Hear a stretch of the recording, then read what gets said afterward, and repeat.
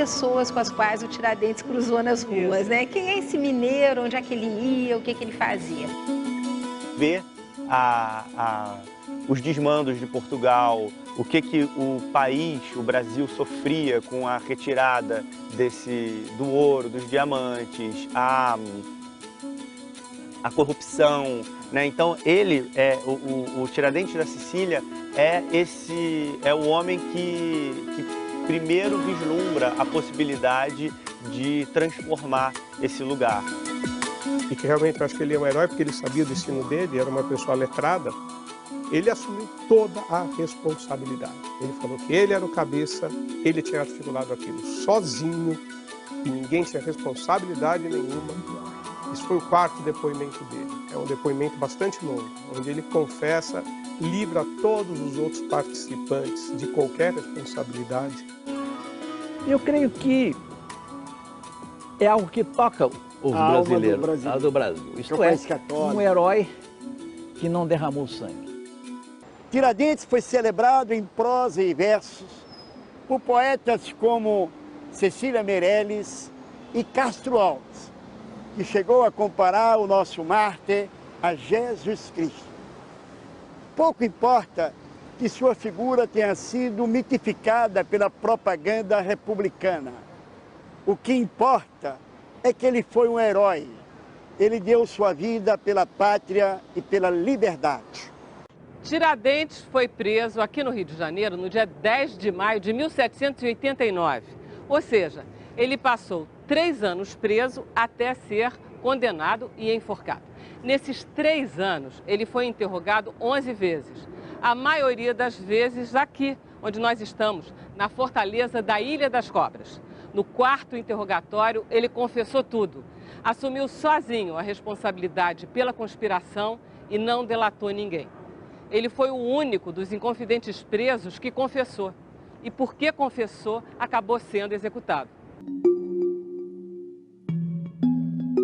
Nós vamos conversar com a historiadora Nelly Del Priore aqui no Museu Histórico Nacional, antiga Casa do Trem, para onde foi trazido o corpo de Tiradentes, assim que foi enforcado na Praça de Tiradentes atual, para ser esquartejado e seu corpo distribuído daqui até Vila Rica. Mary, conta um pouco como era esse cotidiano nessa época.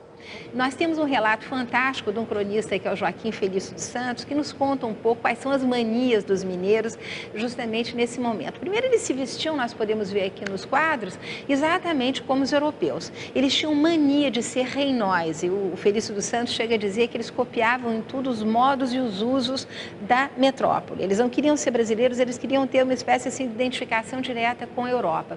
Então, os homens usavam aquele rabo de cavalo, muitas vezes era peruca, as camisas em folhos, que são aquelas camisas, enfim, com bastante jabô, coletes de lantejoulas, é muito interessante, calças de veludo e casacas pretas que vão afastá-los, ou vai ser uma maneira de personificá-los e distingui-los. Nós temos aqui alguém lendo, né, com essa casaca preta, era a gente da casaca versus os pé rapados. Aliás, essa expressão de pé rapado vai aparecer muito em Minas nesse momento, e muitas das rebeliões, das quais a Inconfidência vai ser a última, né, das rebeliões e sedições que nós temos em Minas, eram muitas vezes promovidas pelos pé rapados, justamente a gente pobre que protestava, né, ao governo português contra o aumento do preço do sal, o aumento do preço da cachaça, o aumento do preço da carne, enfim, nós vamos ter várias sedições. O advogado Paulo Guilherme de Mendonça Lopes escreveu com Ricardo Tosto o livro O Processo de Tiradentes.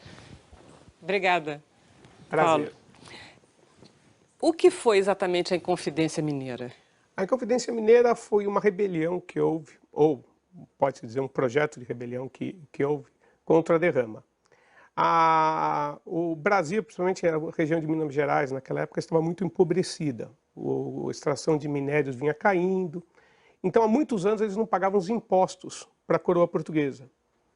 Então, a coroa portuguesa tinha estabelecido uma data em que eles iam fazer justamente a cobrança forçada dos impostos. Eles estavam muito empobrecidos, porque a atividade vinha decaindo ano a ano. Então, foi contra esta violência na cobrança dos tributos que começou a se articular a Inconfidência Mineira. A Inconfidência Mineira foi a conspiração de uma pequena elite de Vila Rica em 1789 contra o domínio português. Os principais planos dos Inconfidentes eram estabelecer um governo republicano independente de Portugal, criar indústrias no país que surgiria, criar uma universidade em Vila Rica e fazer de São João del Rei a capital. Aliás, essa é uma tese antiga, né, de que a Inconfidência é um movimento de elite. E é real. Sem dúvida alguma, quer dizer, é um movimento que une os interesses de um grupo da elite, interesses locais, com problemas internacionais que estavam acontecendo. Um dos Inconfidentes, um padre, que agora não me recordo o nome, você imagina que quando as pessoas foram presas na Inconfidência, todos os bens dela foram arrestados.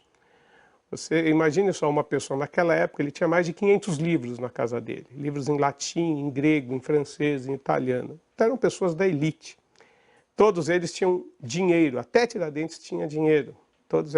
Eles tinham, você vê na arrecadação de bens que foi feito no processo, eles tinham créditos, fazendas, escravos, morgados, eles tinham posses. Isso tem bastante coerência, porque você vai cobrar imposto de quem tem dinheiro, você não vai cobrar imposto de quem não tem dinheiro. Tiradentes fez parte de um movimento aliado a integrantes do clero e da elite mineira, como os poetas Cláudio Manuel da Costa e Inácio José de Alvarenga Peixoto e o ex-ouvidor Tomás Antônio Gonzaga. Tiradentes começou a lutar pela independência de Vila Rica. O movimento ganhou reforço com a independência e a formação dos Estados Unidos da América. Banquetes, gamão, notícias, livros, gazetas, querelas, alvarás, decretos, cartas. A Europa ferver em guerras, Portugal todo de luto, triste rainha o governa. Ouro, ouro, pedem mais ouro, e sugestões indiscretas. Tão longe o trono se encontra. Quem no Brasil o tivera? Ah, se Dom José II põe a coroa na testa. Uns poucos de americanos, por umas praias desertas, já libertaram seu povo da prepotente Inglaterra. Washington, Jefferson, Franklin, palpita a noite repleta de fantasmas, de presságios e as ideias. A meu lado, um jovem poeta carioca, Domingos Guimarães. Tudo bem, Domingos? Tudo certo. Certinho, hein? Ótimo. Domingos, fala um pouco desse livro, O Romanceiro da Inconfidência, da Cecília Meirelles, por favor. O Romanceiro da Inconfidência é talvez a principal obra da Cecília Meirelles, pelo menos a obra que ela fez com a maior pesquisa histórica, né? Se aproveitando de um momento muito importante da história do Brasil para construir esse livro, né? Uhum. É um livro que fala de Minas Gerais, vai além da Inconfidência Mineira, né? Ela começa no início da colonização de Minas, na mineração, na busca pelo ouro, aquela corrida desenfreada por riqueza, né?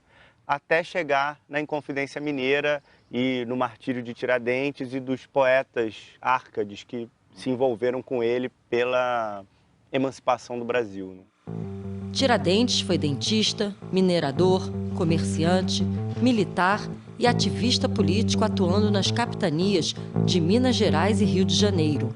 A pesquisa da Cecília foi muito minuciosa, né? Ela viveu nos lugares onde a Inconfidência aconteceu para escrever o livro, né? Então, assim, tem uma pesquisa de fatos históricos muito grande, mas o poema que ela escreve é até mais lírico do que narrativo. Ela busca muito também a emoção do momento, né?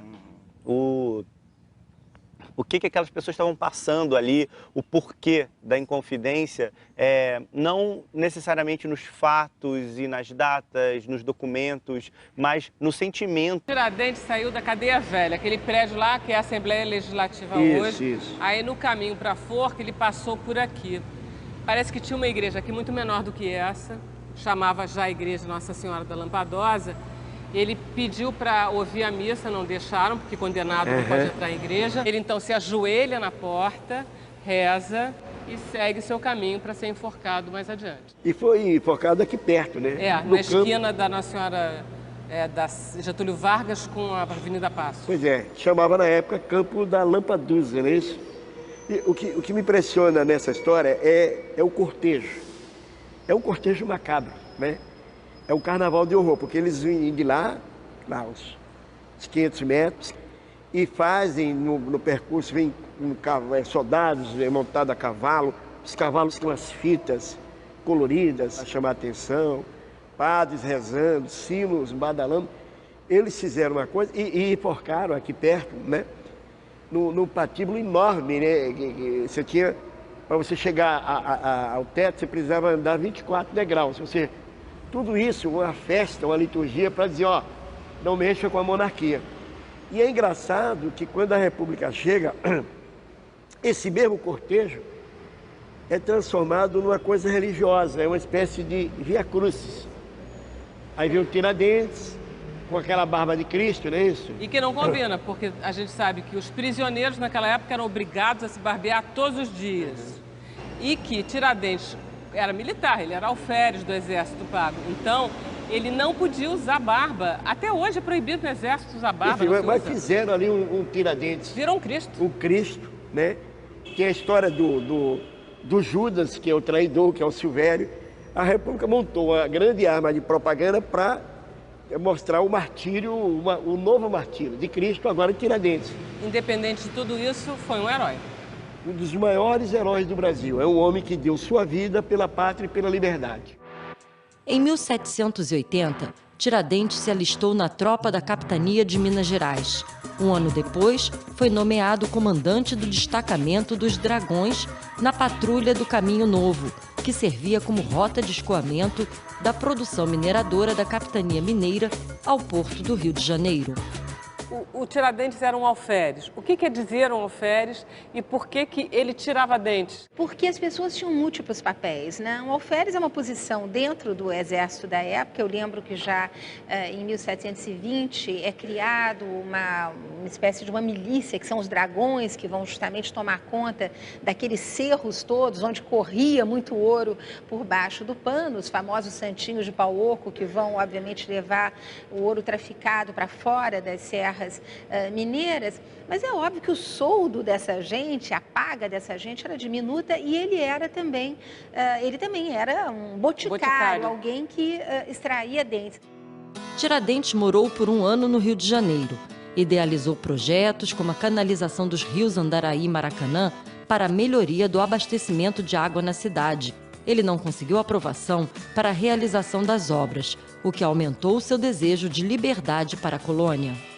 Tem um momento que eu acho muito bonito, que é o caminho de Tiradentes, né? O porquê que ele quer a Inconfidência, porquê que ele quer um país que se governe, né? E ela diz assim: a bússola mira, toma para leste, 10 dias de marcha, até que atravesse campinas e montes que com os olhos mede, tão verdes, tão longos. E ninguém percebe como é necessário que terra tão fértil, tão bela e tão rica, por si se governe. Águas de ouro puro seu cavalo bebe, entre sede e espuma os diamantes fervem. A terra tão rica e, ó almas inertes, o povo tão pobre, ninguém que proteste, se fosse com ele, a alto sonho entregue. Como descobriram que iria haver essa rebelião? Silvério do Reis era um dos Inconfidentes, ele estava participando da Inconfidência, ele estava extremamente endividado com a coroa. Ele resolveu delatar a troco de quitação das dívidas com a coroa, ele recebeu dinheiro da coroa, recebeu pensão da coroa, ele recebeu títulos da coroa. Então ele fez uma troca. Ele trocou entre uma inconfidência, que ele não saberia o que daria, uma república ou uma monarquia que eles queriam instalar. Ele trocou, vamos por assim, ele trocou o certo pelo incerto. E ele entregou todo mundo a troco simplesmente para quitar as dívidas dele e para ficar rico. Foi um negócio financeiro. Várias pessoas foram presas, várias foram degregadas, algumas para sempre, outras por 10, 15 anos. Que eu me lembro, acho que teve um que foi, que poucas pessoas foram absolvidas, mas realmente pessoas muito importantes, como esse cônego, como outras pessoas da própria armada, do próprio exército colonial, foram vários coronéis, tenentes, foram várias pessoas presas. Mas o único que morreu foi Tiradentes. Durante 3 anos, Tiradentes ficou preso até ser condenado à morte. Ele inocentou todos os outros inconfidentes que também estavam presos. Paulo, de que crime eles foram acusados? O Tiradentes, de que foi acusado? Eles foram acusados do crime de lesa majestade. Nós estamos falando de um regime monárquico absolutista, onde o rei concentrava em si, concentrava na mão dele todos os poderes. Ele fazia a lei, ele executava a lei e ele julgava. Então, só o rei tinha este poder. Então você imagina uma pessoa que tem esses poderes e você atentar contra o poder dele. Esse era o pior crime que podia ter naquela época. Era atentar contra o Estado do rei e contra a pessoa do rei. E eles atentaram contra o Estado do rei. Os súditos tinham que amar o rei, rezar pelo rei. Ora, se os súditos tinham o dever de amar o rei, rezar pelo rei, e ele atenta contra o império do rei, era o pior crime que existia.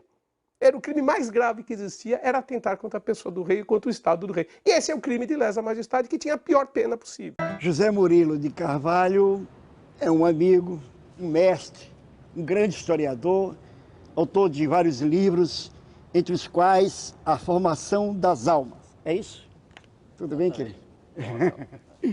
Nesse livro, o José Murilo aborda, tem um capítulo só sobre Tiradentes, um pouco falando da formação do mito Tiradentes. Explica pra gente isso, professor. No século XIX, no Império, era uma muita saia justa para as pessoas falar de Tiradentes, porque estava se falando de alguém que se rebelou contra, né, os Braganças.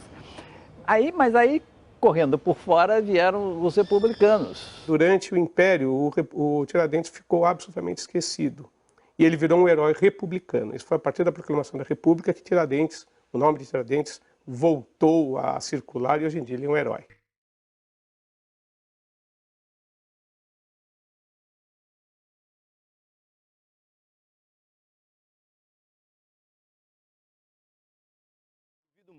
Duvido que se deslinde o seu fado, vejo que vai ser ferido e vai ser glorificado, ao mesmo tempo sozinho e de multidões cercado, correndo grande perigo e de repente elevado, ou sobre um astro divino, ou num poste de enforcado. Vem montado no rosílio vem montado, mas atrás dele o inimigo cavalga em sombra, calado. Vejo no alto o fel e o espinho e a mão do crucificado. Então ela coloca, né, o Tiradentes como Cristo crucificado, a coroa de espinhos, né, todos esses... Esse simbolismo da Via Crucis e da crucificação. Essa imagem mostra um herói. A barba comprida se assemelha a Jesus Cristo, que era barbado. Então você vê que todas as imagens desse quadro querem fazer dele um mártir. No dia 21 de abril de 1792, Tiradentes foi levado à forca. Muitos anos após sua morte, ele foi reconhecido como um grande herói do início da independência do Brasil e hoje, o dia de sua morte, é feriado nacional. O fato concreto é que ele foi um herói, quer dizer, isso não há dúvida sobre isso, há dúvida. Claro que para você construir um herói, você tem que ter alguma base, né? Não é uma coisa arbitrária. Agora, certos aspectos da vida do Tiradentes realmente dão base a esta construção, sobretudo o comportamento dele na prisão. Sabendo que ele era o único para morrer e todo mundo alegre, gritando, ele foi lá felicitar os companheiros, sabendo que ele era o único condenado. Quer dizer, uma atitude assim, extraordinária, realmente de uma renúncia, de uma grandeza, né, extraordinária. Então ele realmente é uma pessoa que merece todo o nosso respeito. Ele assumiu sozinho uma responsabilidade que não era só dele, para livrar os amigos dele. E ao contrário de Severo de Reis, que, para se livrar de dívidas, entregou todos os amigos. A deuses e a deuses talvez não regresse, mas que voz estranha para frente o impele, cavalga nas nuvens, por outros padece, agarra-se ao vento, nos ares se perde, e um negro demônio seus passos conhece. Fareja-lhe o sonho e em sombra persegue, o audaz, o valente, o animoso alferes. Que importa que o sigam e que esteja inerme, vigiado e vencido por vulto solerte? Que importa se o prendem? A teia que tece, talvez em 100 anos não se desenrede. Toledo, Gonzaga, aos seus e Glaucestes, nenhum companheiro seu lábio revele. Que a língua se cale, que os olhos se fechem. Lá vai para a frente o que se oferece para o sacrifício, na causa que serve. Lá vai para sempre o animoso alferes.